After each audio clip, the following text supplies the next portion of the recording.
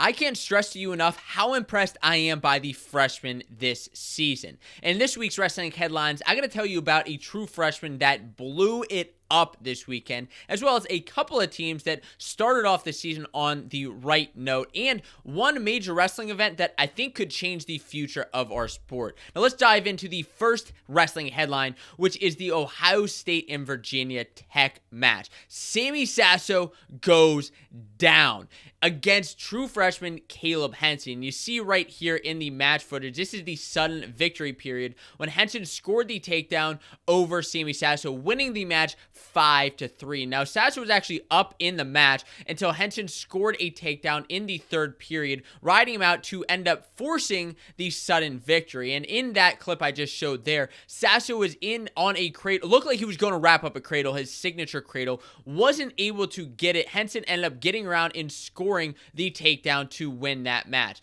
Henson, the true freshman out of Georgia. And of course, for me, this is a little bit disheartening because I never like seeing somebody out of Pennsylvania, that's Sammy Sasso, get beat. And Caleb Henson, I thought he was going to be tough. I heard the chatter that he was going to be pretty good, but I underestimated him a little bit. Now, the rest of this dual meet, how did that actually go? Well, Ohio State won the dual meet 18-13, and the Henson match actually kicked off the entire dual meet, started Virginia Tech out on the right note. Patty Gallagher took things right back for Ohio State and Carson Hartzella as well. Mekhi Lewis and Ethan Smith had a tight match again, and this is one that I don't know, I could see being flipped later on in the season, but Mekhi is showing pretty tough early on in the season. He won 3-2. Caleb Romero with an impressive victory over Hunter Bolin, 4-2. And the Ohio State Buckeyes continued to roll all the way up until the turn of the lineup, and we got to 133 when Sam Latona earned a win for Virginia Tech over Jesse Mendez, 3-2. Now, Mendez, he had a good win last weekend over Lucas Bird, and I saw like Flow Wrestling has him ranked all the way up. That's Mendez all the way up at like number 5 right now. But that's a little bit overzealous right now. Like, let's take it back just a second. It was a good win, but let's not throw him ranked up that high right now because we see Sam Latona, who is, to me, ranked dangerously low as a former All-American, ended up getting this win over Mendez. I just think a lot of the rest of this weight is really in flux, figuring itself out at the moment. And my takeaways from this story right now is the true freshmen are here to play, especially at 149. At 149, you have to remember, Ridge Lovett is out this season with a red shirt. Panero Johnson of Iowa State actually beat Wisconsin's Austin Gomez last week, and that was a big upset, the freshman over an All-American. And then this week, we had Henson beating Sammy Sasso. This weight is totally changing, and Yanni, I don't know, he's the top guy at the weight, but he's got to be watching out for these hungry freshmen. And that moves us on to our second wrestling headline, which is that Penn State opened this season with a pretty convincing win. They unveiled the championship banner from last season, which is always fun to be a part of and see, and they wasted no time in starting to score their bonus points. You see Roman Bravo Young here just really showing off his dominance, and I wasn't sure if we were going to see him in the beginning half of the season, but I think he just wanted to get out there and kind of show off a little bit to his home crowd in Rec Hall, and that was a lot of fun. Now, Penn State ended up winning this match, and almost all of their lineup scored bonus points. Actually, 8 out of the 9 victories that they had scored bonus points. Penn State won this dual meet 44-3 over Lock Haven. Roman Bravo Young scored a tech fall. Bo Bartlett had the major. Shane Van Ness and Alex Facundo, the freshmen, each scored bonus points as well. Carter Sirachi, Aaron Brooks, and Max Dean, last year's other national champions besides Roman Bravo Young, scored bonus points, and Greg Kirkfleet earned a fall. It was an awesome, awesome match.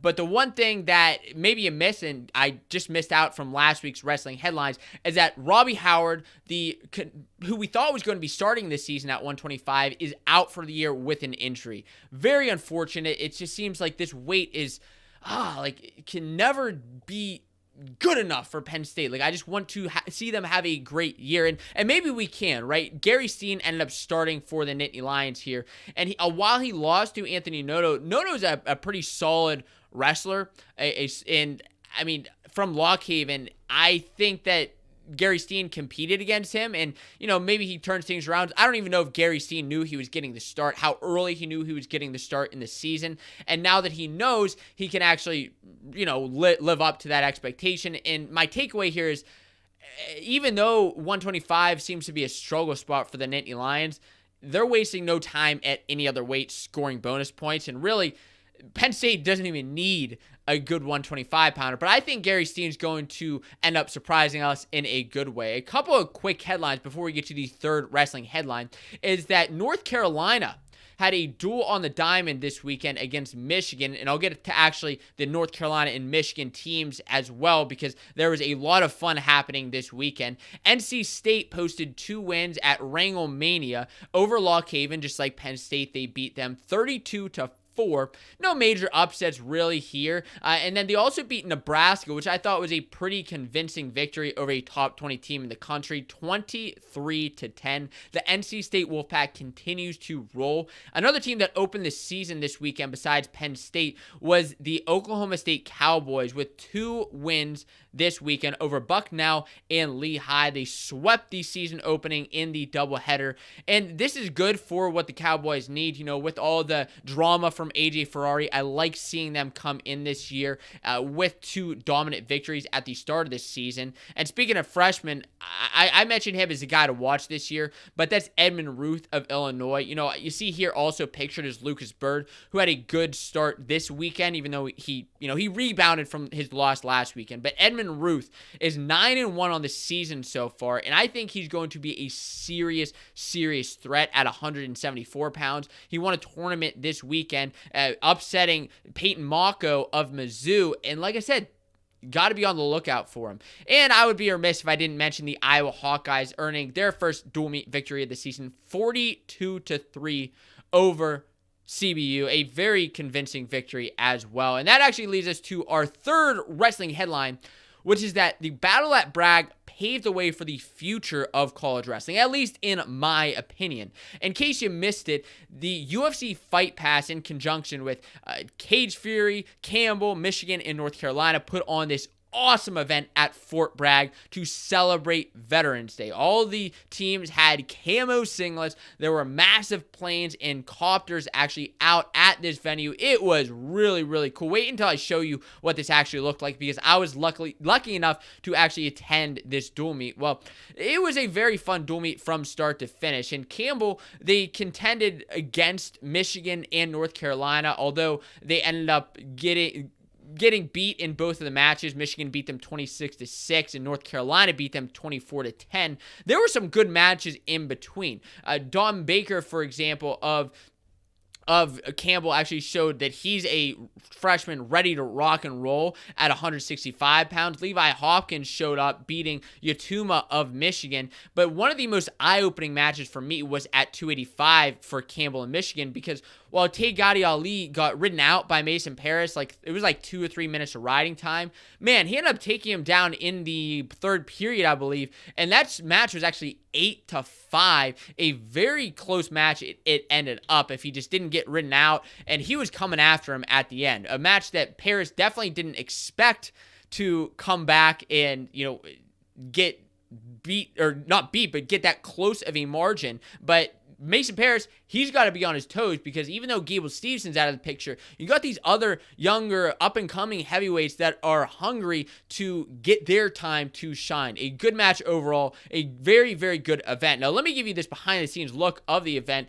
because this was my actually recording as I was here. You see, you walk in, you have a bunch of planes, you have all these bleachers and everything, which I thought was really great for packing in the stands, and then you have the match elevated on this stage with these great cameras. I mean, this was a high quality event, and really, my takeaway here, which UFC Fight Pass tweeted out, is what an end for the Camels. But UNC takes home the team victory. Be by your phones, NCAA programs. We're coming calling. And to me, that means, this is my takeaway, that there could be more events like this in the future. And I really hope that the UFC Fight Pass continues to invest in wrestling, because we know that fighting and MMA is such a big sport, but if we can bring wrestling into that fold, get other fight fans involved and wrestling fans really into MMA as well, this sport can grow to new levels. This event was one of the highest quality productions I have ever seen on all fronts. I don't know if you watched it, but for me, I had a great time at the event. Now, if you enjoyed this week's wrestling headlines, make sure you hit the subscribe button to stay updated on the latest wrestling news.